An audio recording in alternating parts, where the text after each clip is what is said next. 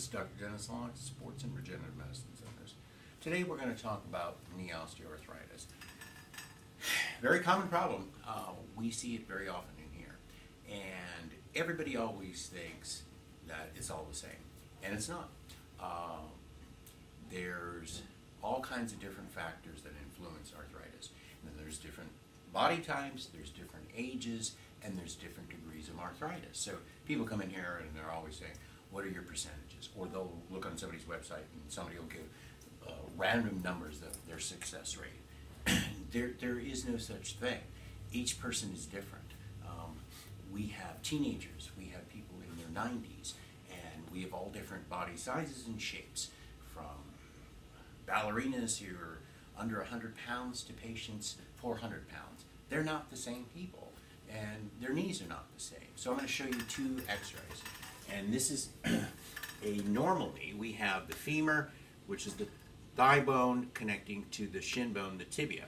And the fibula is really outside the knee joint proper.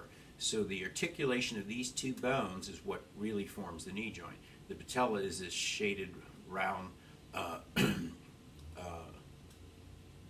figure in the background here.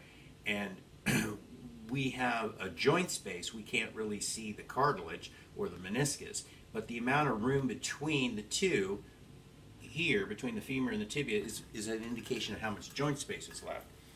When we see this darkened line, it's called subchondral sclerosis, and it's a starting of extra calcium being laid down as a response to joint stress.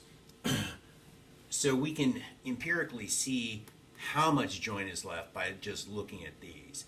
And when we compare it to a grossly abnormal one, which we picked a really bad one to really illustrate the difference, and you can really see there's really hardly any joint there, if anything. This one has minimal joint, and you can see that it's markedly reduced from this one. The white line is much more pronounced, and we are having some bone spurs coming off the tip. But this is really a very bad arthritic knee. So we see people who really have better joints than what's called normal here. I would say that's really starting to become less joint, and with the subchondral sclerosis, it's almost, in my opinion, really an early arthritis. But that goes to show two people looking at the same thing may come up with a different interpretation. And I see that all the time from orthopedic surgeons telling patients they have no joint left when there is a little joint, and even the radiologist. And it basically comes down to, is the glass half empty or half full? And some people always call it half empty. I tend to be more optimistic, especially when I'm trying to help patients.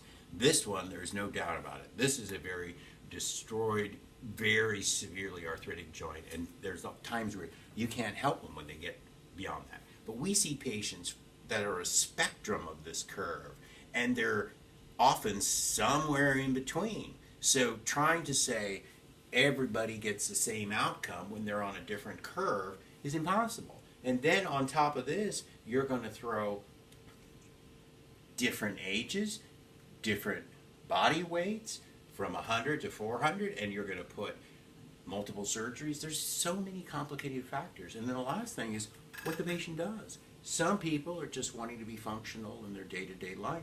Other people want to run marathons. We have Ironman. Totally different amount of stress that they put on their knee. All these things affect the outcome.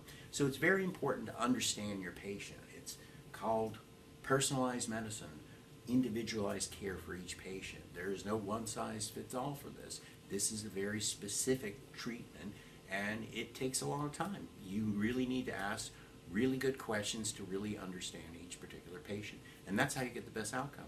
Thank you.